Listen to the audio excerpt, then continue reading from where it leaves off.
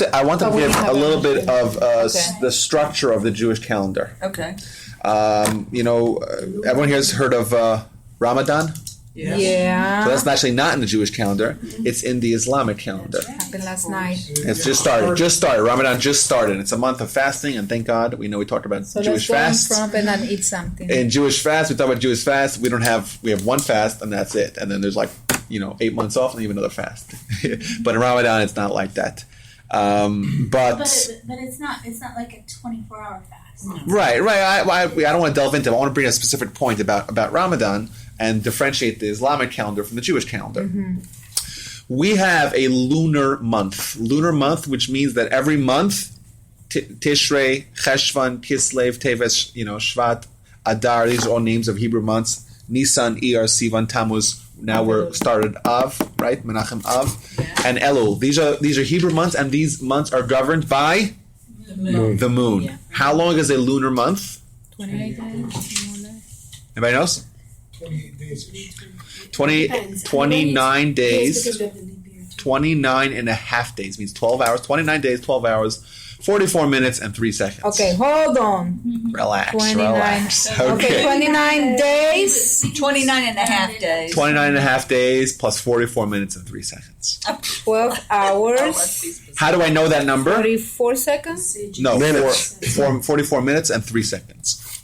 How do I know that number? Because that is actually what it says in the Talmud. It says an hour in the Talmud is split up into 1,080 parts, right? Every part's 3 seconds, right? Okay. Right. Every hour is 36. Is 3,600 seconds. Correct. Okay.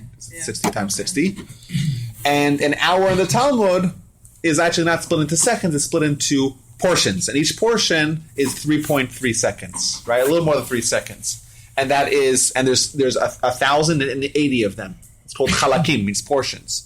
And the Talmud tells you exactly how many hours and how many days and how many portions are a lunar month.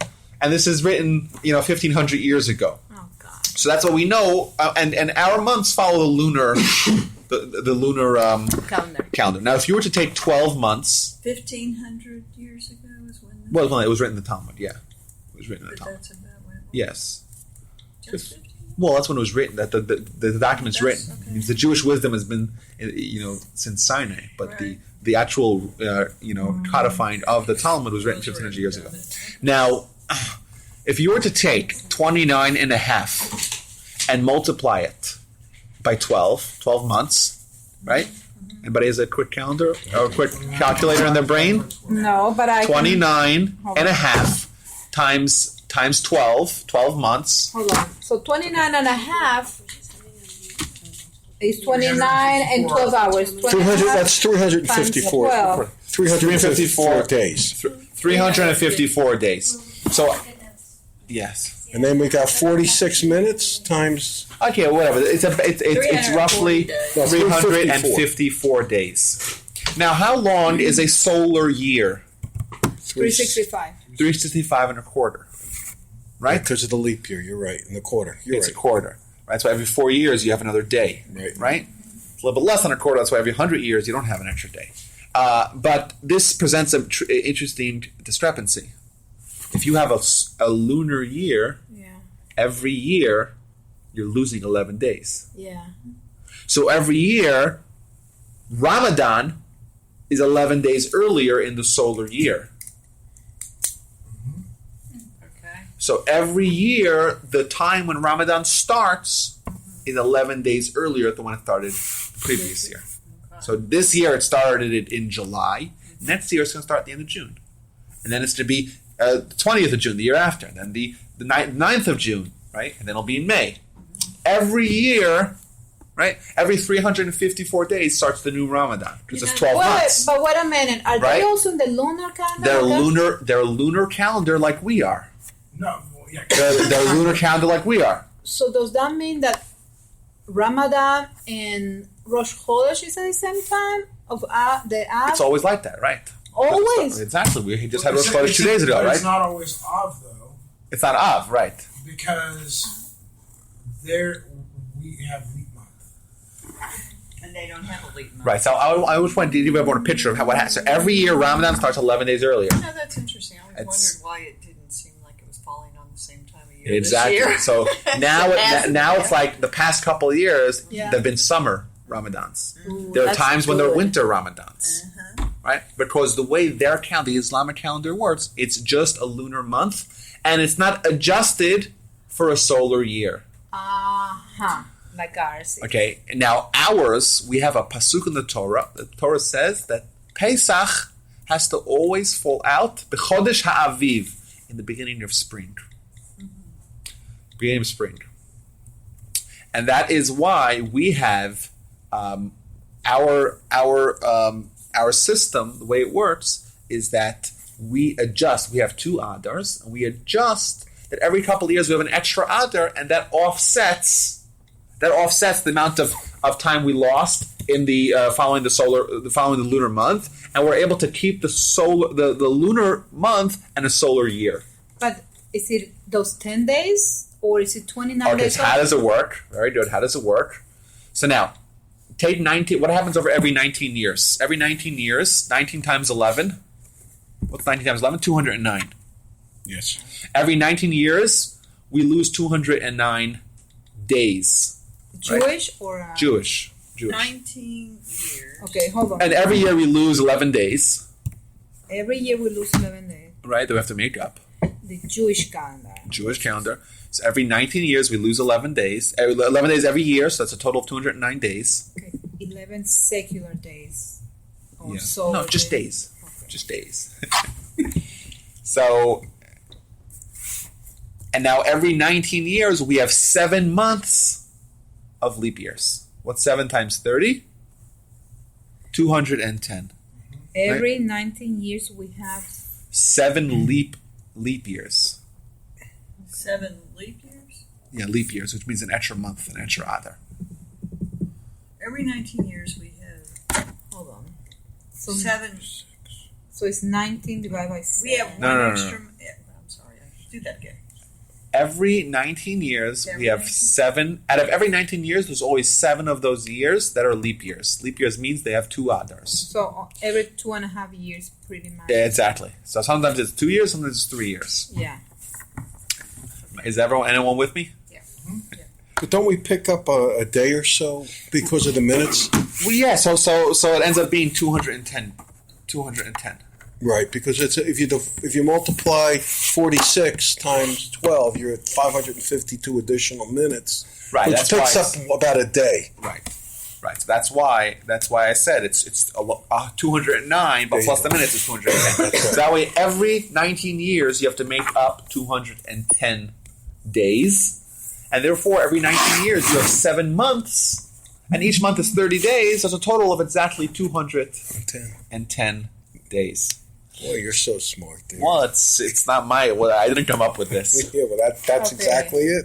Rabbi, is this going to be somewhere that we can Yeah, pick yes. up? This is on rabbitwalby.com, available for all with the internet connection.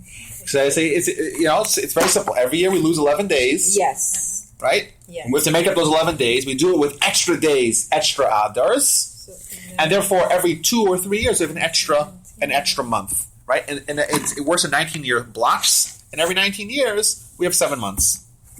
so every 19 years we have 209. Well, 210 days made up. Because you have to count into Count in the extra minutes. It's 209, but it's a little more on than the 209. solar, you get every 4 years. You have an extra day. Exactly. But here, And right, you get here every 19 years you need an extra 210 days. Is that Adar 1 or Adar 2? It's either 2. No, the other 1. Because Purim is Other always- one is the leap one? You want to know which one's the extra one? That's a good Yeah. question.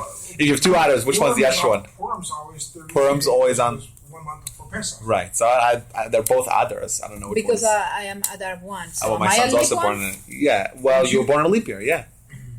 No, if it's Adar 1, you were born Yeah. in a leap year, yeah. So my birthday is every 7 years or something? No, your birthday is Adar. Every 2.5. Adar. When there's 2 Adars, so then you're Adar 1. Oh, okay, got it. This is the way, by the way, it's possible to have twins. It's a trivia question. You can have twins, Jewish twins, and the older one, the one who was born first, will have a bar mitzvah after the younger one. How would that be? If, let's say, the children are born on a leap year, and the older one is born on the 30th day, the last day of Adar 1. A few minutes later, his brother is born, right? On the first day of Adar 2, right? So now, they could be bar mitzvah, and their bar mitzvah might be a year that does not have a leap year. So one child, the younger child, his bar mitzvah is on the first day of Adar. The older child, his bar mitzvah will be 29 days later on the 30th day of Adar. It's a nice, cute little trivia question. Why is the oldest? I'm sure it's happened, but yeah. Well, then you've got Shkia to play with too, right? Right. So yeah, assuming one of them was born before Why is the oldest million. having it afterwards? because the older one was born on the 30th day of Adar. Now, indeed, it was the Adar 1, Yeah. but that only matters. He's born on it only matters if he was actually if the bar mitzvah year was a year that was actually a leap year. So that's a nice. Okay, don't confuse curious. us, Rabbi. Don't confuse us. Now, I want to say another point here. If you are Muslim, which none of us are, but if you are a Muslim, every 33 years of your life, you actually have 34 Ramadans. Yeah. Right? Does that make sense? Because it keeps coming. Because every year that's 11 days earlier. Every year that's 11 days earlier. So once you've lived 33 years, right? 33 times 11 is 363, basically. Right? So 360 means that you've lived a whole nother year and a whole nother Ramadan. So they love the winter Ramadans. Yeah, I'm sure they love the Summer yes. Ramadans. Now, They deserve that anyway. so that's how we keep our calendar. Suck to be a Muslim in Alaska right now. Oh yeah. They deserve 4 Ramadans is what they need. Alaska too. You still have land of the I know when I was in Israel and we had Arab workers, Muslim workers in the yeshiva that I was in, and they were eating no problem. It was Ramadan. I'm like, dude, it's Ramadan. It's like, I'm secular. secular. All that means is like, don't get a picture of this or else they'll stone me in my village. But Yeah. but And I've got friends who keep. yeah, there were. I mean, I've really, met was people in, that. in Russia last summer, and it was dark at 12 o'clock at night. Mm-hmm. But we didn't have Shabbat at 12 o'clock at night at synagogues. We had it It's possible. earlier. Well, that's because you're allowed to make Shabbat early. But when did Shabbos end? Shabbat has to end at Shtia or after Shtia. But there was only 4 hours. You go to of Shabbat. dark. You go to Huh? There Shabbat was for only 9 4 hours. That's hours why of it's- dark a day. That's why it's not a good place to to be. I mean, it was really, I don't know. You could have your Shabbat last 9 hours, couldn't you? Why? The evening service. Oh, No. yeah. Yeah. No, your Shabbat In could last 35 hours. Yeah, Or in yeah. the winter. No, you can't have Shabbat in the winter. Yeah, you can. It's all dark. No, you have 4 hours of light at least. Just Well, like you have 4 hours maybe. of dark So at least. in to the, Russia for Shabbat, is go in the winter. Yeah. Okay. Now I want to say another important point about Jewish calendars, and that is that the Romans, when the Romans were making, we talked about it in the history classes, when the Romans were making laws against Jewish practice and observance, one of the things that they targeted is the Jewish calendar. More specifically, the sanctification of every new month. Every new month, you go to Yerushalayim, you go to Beit Din, right, and you make the new month, and that starts all the practice of the new month starts from when it's declared to be a new month in Jerusalem, right, and all Jewish observance, right. When is Rosh Hashanah? So we have a calendar now because we have the science to figure it out. But back in the day, Rosh Hashanah is 10 days. I'm sorry, it's 30 days after Rosh Chodesh Elul, the beginning of Elul. And when's Yom Kippur? Well, how do you know? You don't have 40 days. You don't know. You have to wait till it's declared 10 days after it's declared to have a new month. And so all of Jewish practice really revolves, or a lot of Jewish practice revolves around the calendar. So you stop the Jewish link to the calendar. Right? You make another major barrier in the Jewish link to Jewish practice. And the calendar we have today is from one of the presidents. It was one of the Hills, I think, who established a calendar, for millennia or a formula that we can figure out calendars without because he recognized that there would be a time where the Jewish court would not be allowed to be in session, and people would have to know these important times and dates, and etc. Because It was the Beit Din that they went to? Yes, in Jerusalem. So much so that it was such an important thing that if someone saw it on the other end of Israel, he was allowed to drive on Shabbat. He was allowed to be mechalel Shabbat in order to go testify in front of the court. Very complex laws about Hidush HaChodesh, about sanctifying every new month. Exactly, and all these models of what it looked like. What the month, at the beginning of a new month, all you have is a tiny sliver, right? What changes from one month to that month is the direction of the sliver, right? It's like this 1 second, and 1 second later it's like that. Right, so it's very complex laws, and but this is very important. It's very important, very crucial for Jewish practice. So it even supersedes Shabbat observance. Interesting. Okay, so that's two things I wanted to talk about. A third thing is, I don't know if it was mentioned or not, and that's the idea of how we view time. We don't view time as something that passes by us.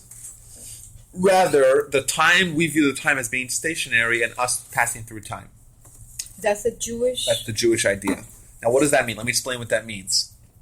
What it means is that certain times, especially times like certain holidays, they are like stations of certain spiritual entities.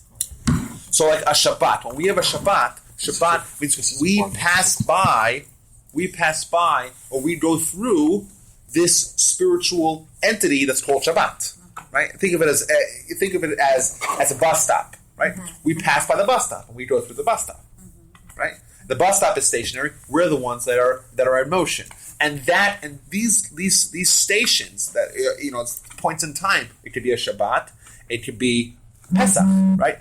They contain the spiritual elements of that holiday, of that day or that holiday, and the idea being is that when we celebrate a Yom Tov, when we celebrate a holiday, it's not merely a memorial to whatever event happened. It's much more than that. It's reliving the same spiritual experience that happened then. So if Pesach, the holiday of Pesach created a spiritual entity that we can revisit every year. Every year we come back to that same spiritual existence and the same spiritual elements of the original Pesach. What you got? Can we go back to Rosh Chodesh for a minute? Yes. Okay. It's my understanding that certain Rosh Chodeshes are 1 day, whereas others are 2 days. Yeah, it's because remember, it's 29 and a half days, right? And how did 29 and a half days. So sometimes it'll be 29, sometimes it'll be 30. How did they determine which got 1 day and which got 2 days? Complex laws, but whichever ones were 30, whichever ones were 30 got 2 days, right? The 30th day of the previous month and the first day of this month, and whichever days were 29 days were only 1.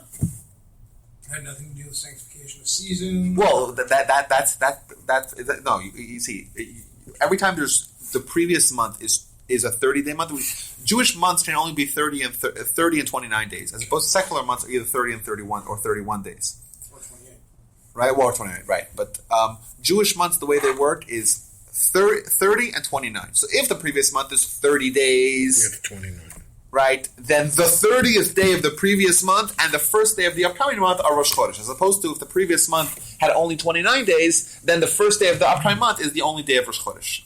Does that make sense? Okay, it does. So, now, if this month has 29, this is 29 days, correct? I don't know.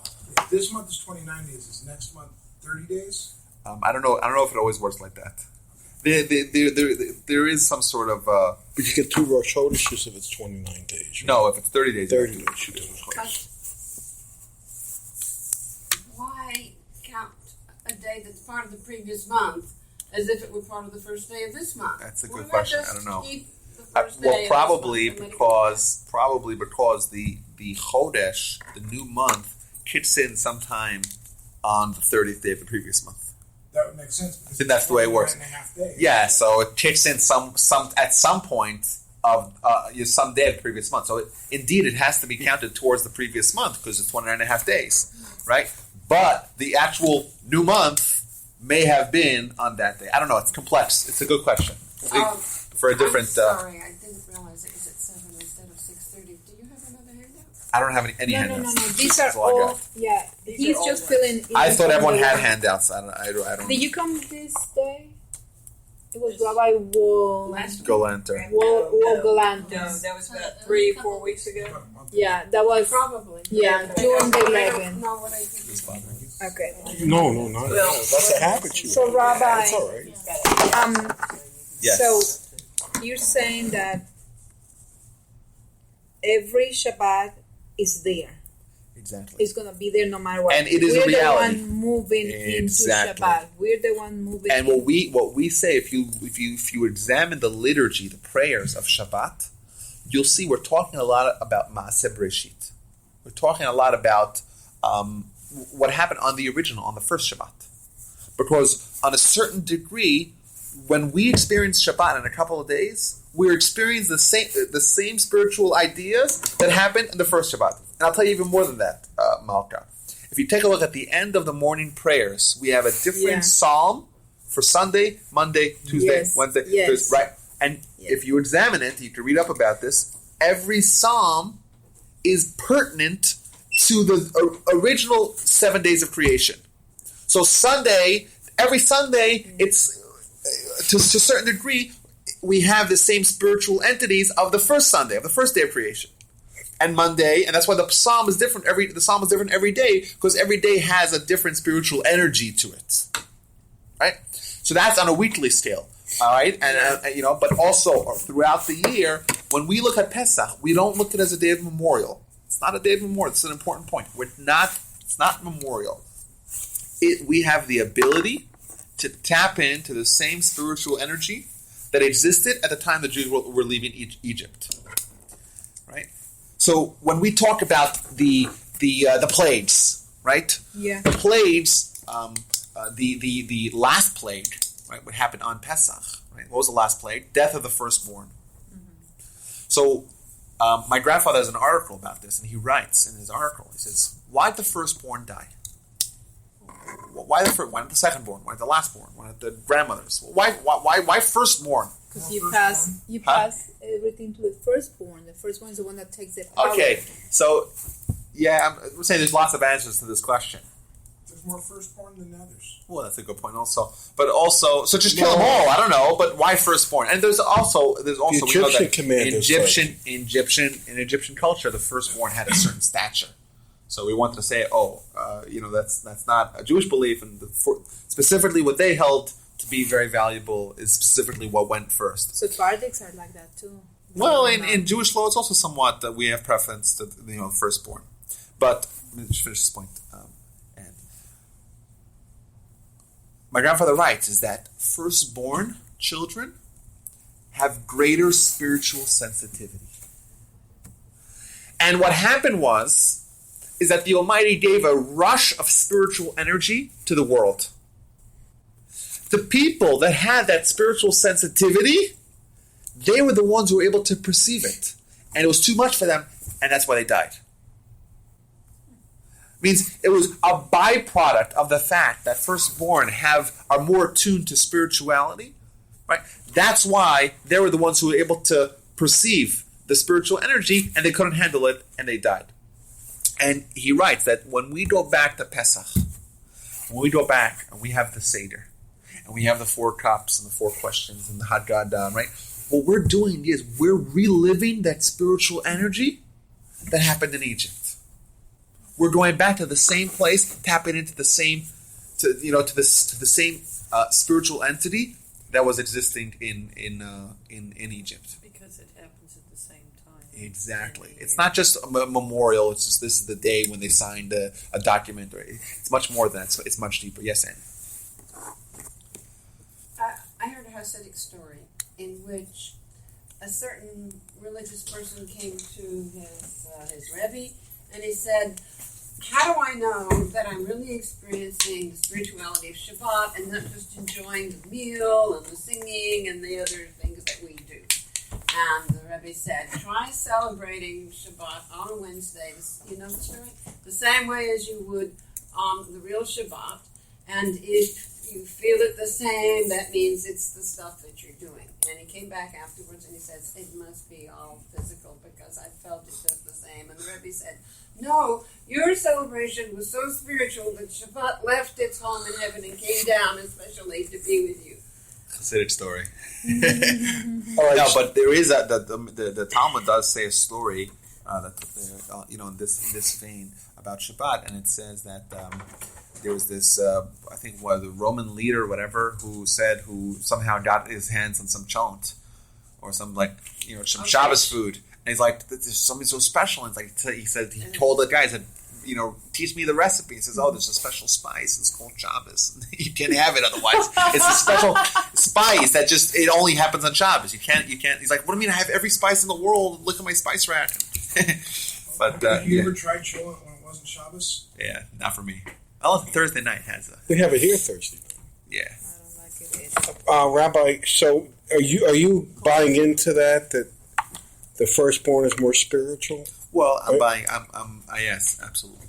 Okay, well then, what happened between Esau and Isaiah then? Well, that's a good question, and I'll tell you, what you're saying, Jacob. Jacob, yes. You're right. If you take a look at Rashi, it's very interesting. Rashi in the middle of Genesis. Rashi gives an example. He says if you were to take a bottle of 2-liter bottle of Coca-Cola, right, and saw off the top, right. So all you have now is like a vessel, right. So you put in 2 rocks, right, inside of them. This is Rashi. You put in two rocks inside of them. Okay. Inside one bottle. Inside of one bottle. Now, which one of them did you put in first? Oh, you don't know. The one on the bottom, right? You put in one, and they put in the middle. Yeah. Right. Which one went in first? One on the bottom. The one on the bottom. Now take them out. Which comes out first? Which comes out first? The one on the top. The one on the top. That's what he says. He says that Jacob really was the older one. When Jacob, so to speak, usurped, Oh my Lord. when he usurped the brachot, he really, that's what Rashi says. Now that doesn't mean necessarily that he was. It might mean that this might have been an exception. He was Esau really was the older one, and in Jewish law, the first child to come out is the older one, right? So what that medrash might mean is that he was the more spiritually inclined. Wasn't there also the story about during their birth, one of them stuck their hand out and it was That pulled was back in? No, so Tamar's son. Right, so that's Peretz, and what's the other one's name? Zerach and Peretz. Right, stuck his hand out, he got the strain, and then pulled it back in. The other one, right? That's the forebearers of the Messiah, right? Right. Now, also in the middle of Genesis. Oh, you mean because they were the ancestor of Ruth, and Ruth was the ancestor Exactly. of the Messiah. Exactly.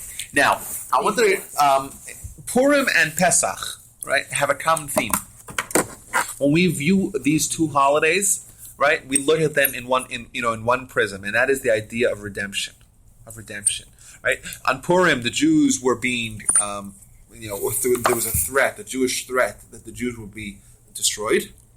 On Pesach, similarly, the Jewish people were physically enslaved, but also spiritually enslaved to the Egyptians, right? And they were redeemed, right? There was redemption. Right? The Talmud says that the Messiah is going to come on which month? On the month of Nisan, because Nisan is the month of redemption. This is back to our previous point, is that the spiritual energy that happened yesteryear created a certain reality, and that's why when we come back to that same reality, we experience the same spiritual effects. So this is a time where redemption, and this is also for us on a personal level. Another thing my grandfather writes is when you grow spiritually, how do you do it? Small step, right? One small step at a time. Right? Why? Because if you try to jump, right? Think of it as a ladder. If you try to jump three, 4 runs at a time, you'll collapse and fall. It's always small steps. On Pesach is the one exception. Pesach, you're able to take quantum leaps, right? Giant leap for mankind, right? On Pesach. Why is that? Because what happened on Pesach, there was redemption. The Jewish people were at the lowest level, physically, but also spiritually.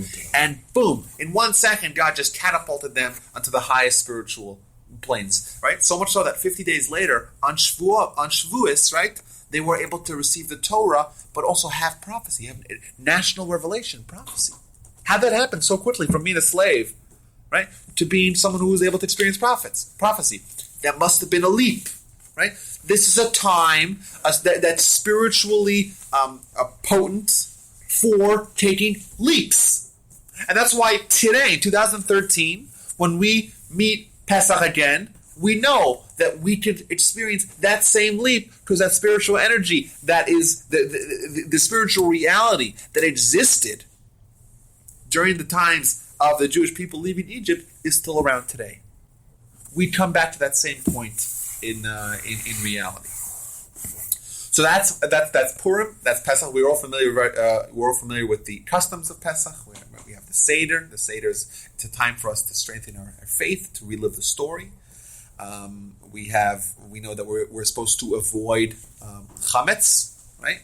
Why do we avoid chametz? Well, chametz is things that are bloated up, right? Yeast expands everything, right?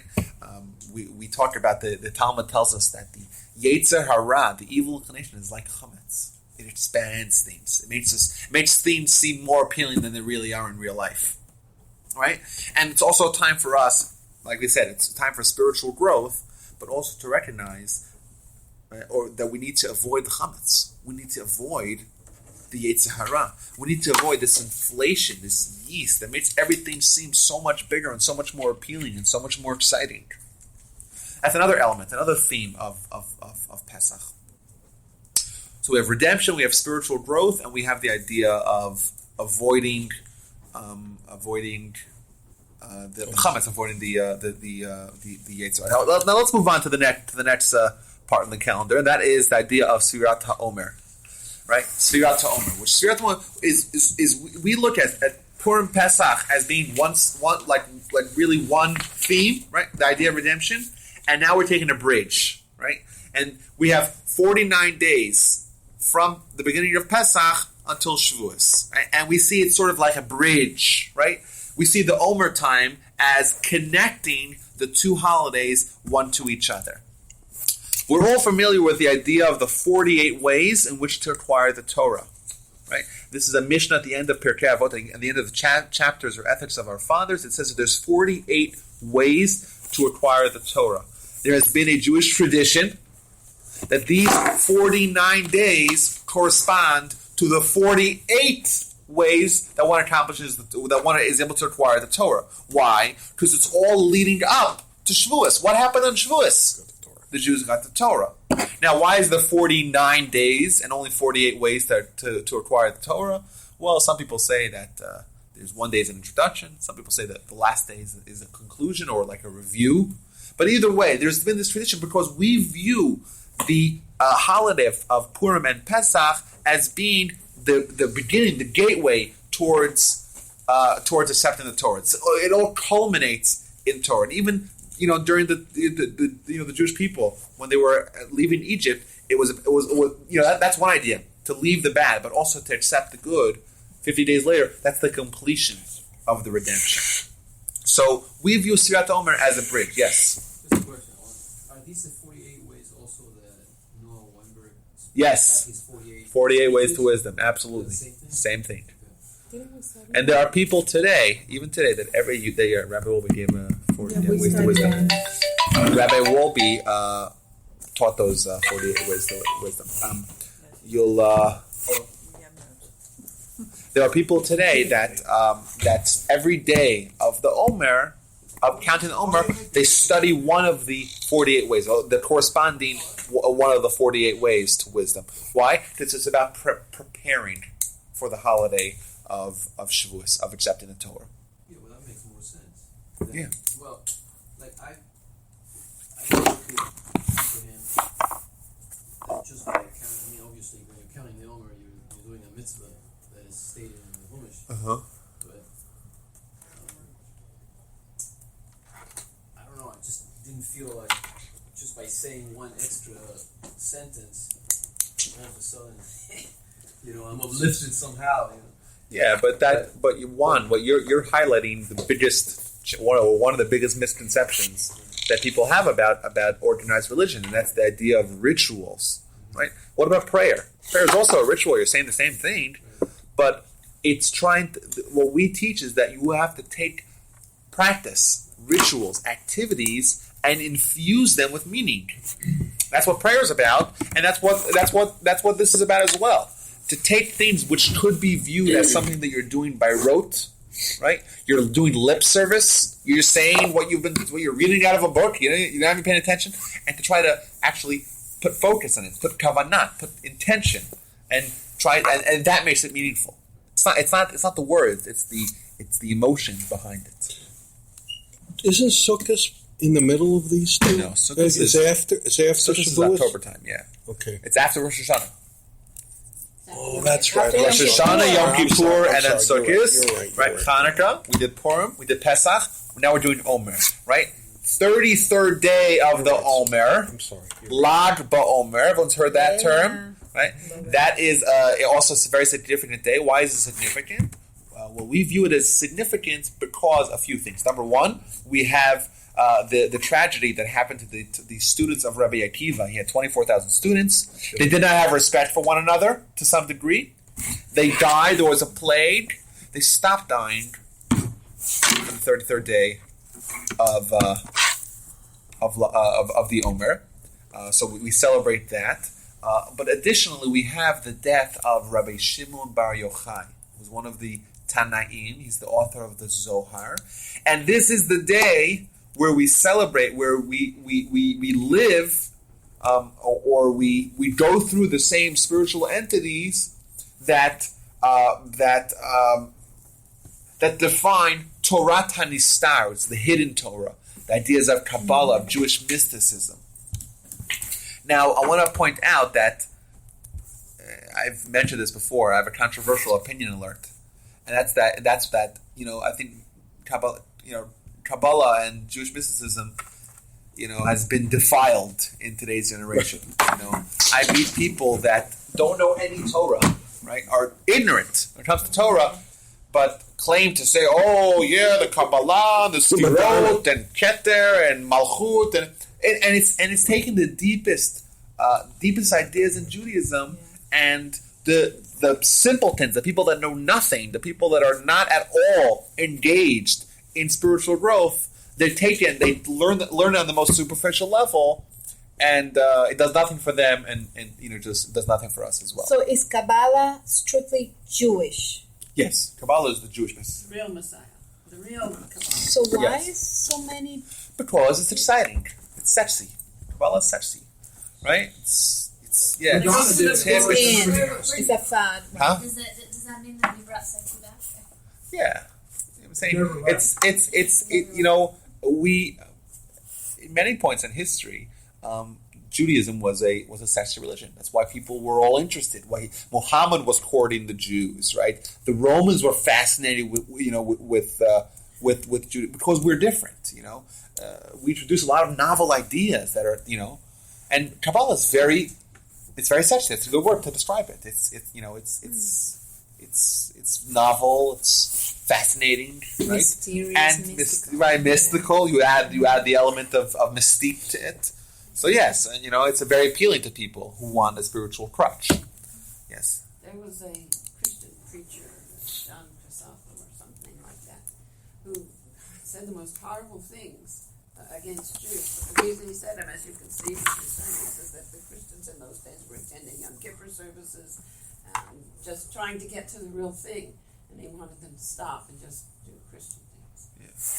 Yeah, I'm saying Martin Luther, right? He started off as being very positive to the Jews. Not Martin Luther King, Martin Luther.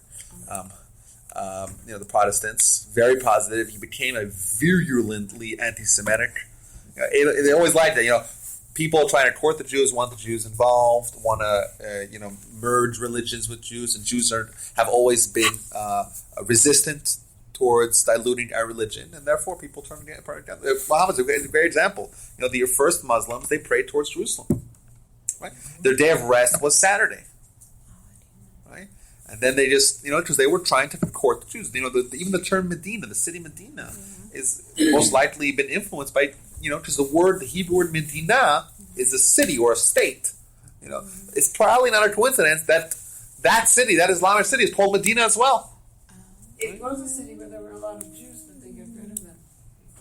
Yeah, so that's the way it works. Once the Jews don't accept it and aren't willing to partner, right, with other religions, right, or to blend in with other religions, so then there's always a kickback. Yes. Well, I've always had, mainly, I guess maybe because I converted 25 years ago when I married my wife, that I've always had a little bit of aggravation within every time I hear that Jewish people oppose expansion in terms of trying to reach for non-Jews to become Jews. Now, obviously, when I was born as a Christian, it was a given that from the get-go, people were taught that there were many missionaries that would go out to preach, right, and to try to gather more people. And then when you look at the numbers in terms of millions of people that live in this world, you realize that the Muslims expand, the Christians expand, and obviously the Jewish people, obviously they grow within, but why is it that there's no expansion? How come we don't proselytize? How come we don't missionize? How come we don't... And your question is... Yeah, Rich, what do you want to add? I think that we're the only tradition, though, we're the only religion that not only has rules for how we're to behave, but we also have rules for Goyim that show them how to live a good and ethical life. And the question is why do we want to give those Goyim the additional burden? Instead of having the 7 Noahide laws, they have 613 commandments. And if you look at the 7 Noahide laws, those are tough enough. So it's like, why do you want to burden somebody else with the additional 606? I don't call it burden. I don't think that's No. An opportunity.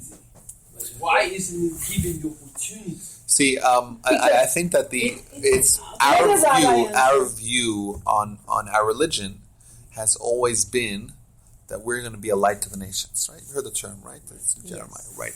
We're going to be the model, right? We're held to the highest standard. We have responsibility for humanity, right? That's a Jewish idea. We're responsible for humanity. And therefore, we're saying, okay, we're going to be on the highest level, the most ethical, rigid standards known to man. That's what we're going to do, right? If you want to join us, you're more than welcome to, right? We accept converts, right? But we don't have this vision of taking over the world. We don't believe in that. That's what Christians try to missionize, and we know Islam is very much has this vision. But has this vision of being a worldwide religion, forcing the religion on other people. We don't believe in that. We say we're going to be a model for mankind. We're going to be we're the chosen people, right? We get the Torah. It's the most precious piece of information. We know the will of God. We're able to connect to God in a way that no other people are able to. We're going to be used as a model for mankind. We're going to be the ones who are going to bring mankind towards perfection. But we're not going to. We will not, and we have not. We don't have this manifest destiny that we need to. Or even want to. Try to force our will on other people. And we don't claim that people who don't join us are going to hell. Right, exactly. Here's a question. We don't have to Did you have an Orthodox conversion? Yes, it was. Well, see, if you don't... It was in No, I'm not asking you that to be mean, but do we recognize somebody who does not have an Orthodox conversion as being Jewish? Well, this is something that we don't. Orthodox doesn't. This is something that Let the like rabbi answer. there's different standards for conversions, and that's why this is something that Torch specifically is always trying to avoid. We leave it to the rabbis. That's right. Okay. We don't do conversions. We don't partake in it. It's a sticky subject, and therefore we don't have a stance on that issue. But yes, there are different standards for conversions.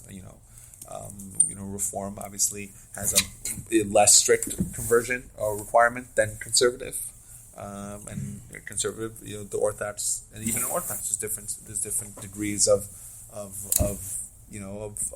strictness that they demand before the conversion actually happens. Yes, that is true. But no, it's fine. This is an open forum, right? Yeah. Right, user friendly. Will be. So there There you isn't go. anybody you can convert to. No, but we don't encourage, right? I mean, if you went to whoever it is, somebody in Israel who's very strict, there might be another group in Israel that wouldn't regard your conversion. So there are efforts in Israel or even the United States to try to come up with one standard. I'm saying Right now, it conversion. doesn't exist. Conversion is one issue, and then you have marriage and divorce. These are lots of things, lots of issues. This is just one minor part of the conflicts that arise with these splinters that happen in the Jewish community a couple hundred years ago. It's very unfortunate, but you'll have marriages that are validated by one group and not by the other group, because the Talmud gives very strict requirements of what it means to be married. So if you don't have that, then according to people that follow halacha, you're not married. And what about divorce? I know that there's a fellow by the name of Rabbi Greenblatt who comes in from Memphis. He's a 90-year-old rabbi, but he's awesome, and he does divorces for people who want a kosher. Kosher divorce. Does everybody recognize his divorces? Well, he does it on the highest standards. But he said that he went to Beth Yeshurun, and he was very angry about this. He went to Beth Yeshurun, and he says, I want to do you divorces for your community, because otherwise, if they don't have a kosher divorce, according to law, they're married. If she has kids, they're mamzerim, right? She cannot marry anyone else until she has a proper divorce. Mm-hmm. So they said, how long does it take to get a divorce? They said 45 minutes, because there's a process, and there's a certain document that's written in a very specific way. There's all these laws outlined in the book called Maseches Gittin, right? And he said, it's too long for us. Too long. 45 minutes is too long. And he's like, these people spent their whole life, dedicated life to each other. They got married till death do us part. Now they're getting divorced, and they can't have 45 minutes to make sure that they get divorced in a proper way. He's very angry about it. But yes, there is the unfortunate reality. He's the get rabbi. Yeah. Right, and he came here and did. all the time he comes here. Wait. So he comes here just for divorcing? So people divorces. who wants to get divorced will have to wait until he comes here? Yeah. No, he comes all the time. Yeah, but I mean, you have to come here when he's here. So you cannot divorce people. You yourself. I don't know the laws. It's complicated laws. It's very complicated. And there's an additional stipulation in the Talmud in Gittin 6a that says that someone who does not know the laws really well shouldn't get involved in laws of divorce and laws of marriage. This is a complex laws. You don't want to screw it up. In Israel, thankfully there's one standard, and that's really good, because it prevents all the all the conflicts that arise where you have someone who's divorced, or are they divorced? Are they not divorced? Are they married? Are they not married? Are they converted? Are they not converted? It's a big challenge to the community when you have this splintering. So Israel doesn't have secular divorces? No. Well, Israel has the rabbinate, and the rabbinate controls all marriages, divorces, all those things, conversions. It's all done under one umbrella. Like a high council. So Yeah, it's all right. They have the rabbinate, and therefore there's uniformity. And is that kind of the same that we have the Beit Din? yeah, but the Beit Din that you have here is not associated with the Beit Din in Kansas City, right? In Israel, it's all one organization. Okay, So that's why if you want to get married, for Houston, not even exactly Texas. right. There's Houston. a government. The Israeli government has something called a rabbinate, right? The Rabbanut, it's called in Hebrew, right? And the Rabbanut oversees all marriage, divorce, conversions, everything, right? Wow. Anyhow, but that's a good point that you brought up there. Thank you. I didn't even know. So what about like people like me that I got married in Venezuela by I think 2 rabbis, and then I have to get married here as the law, see, but there was another rabbi that married, so I was married by 3 rabbis. So we're not gonna get divorced, but I got married by 3 rabbis. So is that Okay, the so, more rabbis you get married from, the more No. Say that The more the merrier. Say that you're married. It's actually I'm like real male. one of the great halachic personalities of the past 100 years. He wrote an argument. His name is Rabbi Henkin. He wrote an argument that because in order to get married, you have to have 2 kosher witnesses. I don't want to get into all the laws of what the terms of kosher witnesses versus not kosher. You have to have 2 kosher witnesses. It has to be done in a very specific way. There's certain intentions that have to be in mind. It's a complicated process. And ostensibly, if someone would not have that, if someone got married and there was only 1 kosher witness, or for whatever reason it was a bad marriage, well, then they're not married and they're living together, and it's really not that bad because not extramarital, but out of wedlock is not really the worst thing in halacha.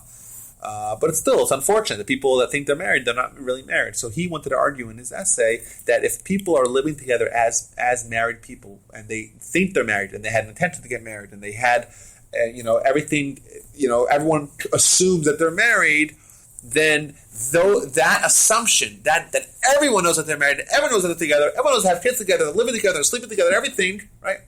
That could supplant the need for 2 specific witnesses. Means when you have the whole multitude of people as witnesses, that would be enough, and they would get married even though they don't know they're getting married. So my ketubah should have 2 witnesses.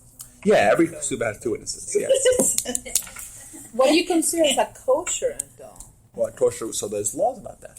Like how kosher is kosher for the witnesses? There's a lot of. I spent Mine many was months. Orthodox. I spent many weeks actually studying this law. So if you take a look at Sanhedrin 24b, in the Mishnah, it'll tell you what is a witness, right? What are not kosher witnesses and what are kosher witnesses, and everything's organized, everything makes sense, and everything's there.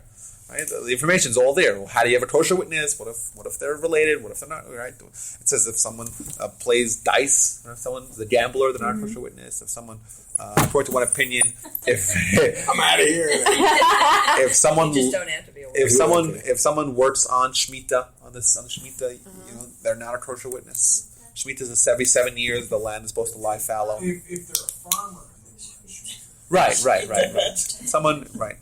Anyhow, You'd almost have to give them like an inquisition before they became. Do you gamble? Does your field bear? I mean, So you get 2 rabbis. That's it. that's why it's complex, right? But the point is that things have to be done in a certain way if you want to live up to certain And they have standards. to be shomer mitzvah, shomer kashrus, shomer Right. They have Shabbos. to exactly. Right. They cannot, and Let's do one thing at a time. yes. Anyhow, moving right along. So what do we have? What are we up to? We're up to break. break. We're done break. And what is 6:30. Yeah, we're supposed to break now for a little while. Okay, but I want to finish the calendar. If you want to, he said if we didn't want to, we didn't have to. I want to finish the calendar, then we'll have a break. How's that? Okay. Finish the calendar, we'll have a break. Okay. Shavuos, we know. Shavuos is 2 things. Number 1, it's the beginning of the Jews getting the Torah. Right? On Shavuos, we got the 10 Commandments. Right? But additionally, Shavuos is a day when we had a national revelation. It's also a day that cemented our faith. Right? Faith and Torah are 2 separate things. Right? And our faith was cemented because we saw with our own eyes the Almighty. Right? We had prophecy. We heard Him. We experienced things like a prophet experiences. Right? It's something that has never been replicated in the history of mankind. Right? We have millions of people experiencing prophecy as one. So Shavuos is a day of not only the culmination of the Jewish redemption, right? But also it's a day of the Torah acceptance, but also it finalized and cemented our faith. Next thing on the list is the 17th day of Tammuz, right? The 17th day of Tammuz is one of the fast days. Why do we fast on the 17th day of Tammuz? Our sages say that there's really 5 reasons why we do that. Reason number 1, right, If you take a look at the 17th day of Tammuz and you subtract 40 days from it, you'll find out that the 40 days before the 17th day of Tammuz was the 6th day of Sivan, which is the day of Shavuos. So what does the Torah tell us? Moses went up to heaven. He spent 40 days in heaven. He came back down, and what did he find the Jews doing? Golden calf. Golden calf. So if you do the math, 40 days is the 17th, 40 days from the 6th day of Sivan, right, to the following month is the 17th day of Tammuz, right? He came back, the Jews were doing the golden calf on that day. First tragedy that happened on that day. And in the Second Temple, right, they stopped giving sacrifices on this day. The walls of Jerusalem were breached in the year 70, right, of the destruction. The walls of Jerusalem were breached on this day as well. Idols were set up in the temple, right, on this day as well. And the last thing that happened on this day, the last tragedy that happened on this day, is the Sefer Torah was burnt by one of the Roman commanders, and therefore so many bad things happened on this day that the sages said this is a terrible day. This is a day of negative spiritual energy, and to counteract that, we have a fast day, and the fast day has special prayers. Right? Fast day has a day of reflection. It's a day of tshuva, in order to undo or to combat the negative energy that had happened of all those terrible things that happened on that day. Yes. When is it? It was actually last. What was it? 25th. It was basically the 20th Of June. 20th of June. It was like, what, a week We ago? missed class last, We right? missed class last My wife? Yeah. Susan fasted that day. I did too. That's not I did too. Danya, that's another Just one. 2 weeks ago on Tuesday, I think. Precisely. The Right. beginning of the 3 weeks. Right, exactly. Yes. And then And I fasted. that's as did I. I knew you did. And that day, good point, that day brings in three weeks. Just you have the beginning of those 3 weeks is the 7th day of Tammuz. Like we said, there's 5 terrible things, 5 tragedies that happen. And the end of those days is Tisha B'Av, the granddaddy of them all. And if you notice that I have somewhat of a beard, and the reason why is because during these times, one of the laws is that you shouldn't shave. We don't listen to music during these. It's a day. It's a solemn time. We're trying to tone down a little bit during these Make sure days. to get a haircut right before. Yeah, or you go like me, just go like Jufro. I know Yours has been you. growing a while, huh? This? 9 days, right? It's like 9 years. It's been 9 months. Well, I got that whole no shaving thing now. Okay. Got you covered. Now, these 3 weeks culminate in obviously the worst day of the Jewish calendar, and over millennia, this day has been a day of tremendous tragedy and sorrow. Starting with the year 1312, right? 3,300 years ago, we have the spies coming back from Israel. Mm-hmm. What happens when spies come back from Israel? They complain. Yeah. Right? Everyone cries. We talked about this in the history class. They cried needlessly. For no reason. Says the Almighty, you cried needlessly. I'm going to make that this day you're going to cry needfully. And like we said, the way we view the calendar is that days have spiritual realities, and that is and Tisha B'Av has a negative spiritual reality. So bad things are prone to happen during this day, right? Parents have been using that line ever since. I always Parents thought have been that using that was line ever since. Yeah, what? It's really You neat. want something to cry about? I'll give you something to cry about. Exactly. It's exactly what it says. My Zadie's your side and Brad's Bobby's your side. But even as recently as 1943, in 1943, the liquidation of the Warsaw Ghetto, the Inquisition in 1492, all these major events, right? All on the 9th day of Av. That's why the 2 temples were destroyed. 2 temples were destroyed. And about 100 years ago, the Archduke was assassinated, which brought on the First World War. Exactly, it's also true. The Second World War and the Holocaust. That's another good point. Rabbi, is the 9th of Av always the same day? What do you mean? Like Hebrew the calendar. Hebrew calendar, Yeah, the 15th of what? No, ninth day of Av. No, it changes. The secular day changes. Yeah, I'm All of sorry. them change. Yeah. Because, like we said, it's 11 days off. Yeah. You're right. 17 of Tammuz, negative energy. Uh-huh. 9th of Av, very negative. Uh-huh. So you're saying that in between 3 weeks? Yeah. Think about it like this. I mean, why are they connected? In the year 70, right, was the years of the destruction of the temple. Now there was a siege around Jerusalem. It was a siege. They breached the wall on the 17th day of Tammuz. They actually burnt the temple on the 9th day of Av. What do you think they were doing in the meantime? Were they just sitting around and eating shawarma? No, they were slaughtering and they were, raping, they were pillaging, and they were murdering. The answer is yes. So yes, negative energy. exactly. So these We're 3 in weeks, huh? And we're in it. And we're in it right now, exactly. And we're in it That's right why now. there's no class. And next Tuesday night, that's Monday night. This is actually the 9th day of Av is unique. That it's a fast day, but the fast starts from the previous day, right? So it starts on Monday night. So it starts on Monday night, and it's a 24-hour fast. It's So like Yom we're- Kippur. We're already in the 9 days now, then. Yes, exactly. Yeah, so Rosh we can Chodesh, already eat meat. right? Like I said, it reached a crescendo on, or it kept on getting worse and worse, and like the 9 days are also we don't eat meat, we don't drink wine. I don't know. Maybe because we enter the month. The Talmud says that when the month of Av starts, mima'atim b'simcha, we decrease in simcha and joy.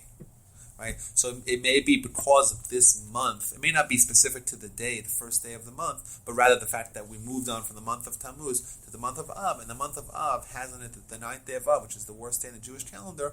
Therefore, we elevate our degree of mourning, and we refrain from eating meat, like you said, drinking wine. What I'll tell you is, Except on Shabbos. Shabbos, correct. What I'll tell you is that according to these different traditions here, according to the custom, according to the Sephardic Jews, they actually wait till the week that Tisha B'Av falls out in order to have this higher degree of mourning. So if you're a Sephardic Jews eat meat today, tomorrow, the next day, no problem. What if you have a baby boy and it's Right, so born if and there's you need right, to have a bris and it's the 9th of Av, there are exceptions to that. You're allowed to have a bris. Okay. We don't do weddings during this time. During these whole 3 weeks, we don't do weddings. But a bris or a siyum, when someone completes a tractate of Talmud, that it warrants them having a party with So wine. you can, Right, exactly. for those occasions. Now, the 9th day of Av, we said it starts from the eve, right? It starts from the night before. It goes through the whole day, and it actually extends into the 10th day of Av until like midday. In the 10th day of Av, we don't take haircuts. We don't listen to music. Why is that? Because the temple was actually burning. The burning started the 9th of Av, but it continued and overlapped into the 10th of Av, and therefore it's also a day of mourning, of collective mourning. So is that it? Or we have the 15th day of Av, which is somewhat of a happy day. It was a day actually it's a day of Jewish speed dating. What? Read about it. Yeah, speed dating. You have that's the 15th. No, That's the 15th of Av. You better not do that on the It's 9th. in order to get ready for the new year? Well, Should have played or something. yeah. Speed- What what happened? is this, Yeah, it's a dating? good day. It was speed dating because what the Talmud says is that they on the 15th day of Av, all the girls and all the guys would all meet, and they would have they would They're ready. Is that Yeah. what they dance in the vineyard? exactly. Yeah, Yeah, that's the that. laws of sneers kind of. Whatever. I don't know. Scandal. I don't know. No, I mean, they kind of suspended that day. No, because I guess for the I don't know. It's a good question. But what actually happened is unclear. But What made it it? seems like the girls were saying, "Oh, look at us," and the Jewish girls are so beautiful, and whatever. I don't know. It was Like a day. a Valentine's Day for the Jewish It's Valentine's Day. Sadie Hawkins Jewish Day. people. The Jewish Valentine's Day? Jewish Valentine's Day. Well, let's make saying a Hillel sandwich because we did it first. Why use their later European name for something that we did first. Because it's Do you have a better name for it? I know, but I'm just objecting to it, saying that we should know our own stuff and not naming it first. And the last important element in the Jewish calendar is a month. It's a whole month, a month called Elul, the last month of the Jewish calendar. Elul. And Elul, we view Elul as a preparation for Rosh Hashanah Yom Kippur. Right? Rosh Hashanah Yom Kippur are days of repentance, are days of introspection, are days of assessing who we are as individuals, cataloging who we are, where we're holding in life, what we're trying to accomplish in life. And in everything spiritual cannot be successful unless it has a preparation. You can't just jump into something. It doesn't happen like that. Not in spirituality. You have to prepare for something if you want to maximize it. If you want to maximize Rosh Hashanah and Yom Kippur as days of repentance, as days of personal growth, as days of introspection, as days of assessment, who you are as an individual, right? To really catalog your life, where you're holding, where you want to be, what's stopping you, what's preventing you, how do you come up with strategies and tactics to remove those blockades and really try to maximize life? You have to have days of preparation. That's why the days of Elul are dedicated. We have the Slichot, right? Those are all dedicated to try to be to be opportunities to familiarize ourselves with ourselves, and take these times to focus on what's really important in life. Yes. If you go to the morning service during Elul, you get to hear the shofar. Right, that's why we have the shofar, exactly. What Maimonides writes, well, why do we have shofar? Because shofar awakens us, right? Wake up from your slumber. Wake up. What's important in life? Exactly, so Rambam brings that down. Who's the rabbi that has the daily things that he sends out during Elul and all the way up through? Is it Jacobson? I don't know. What do you mean? Yeah.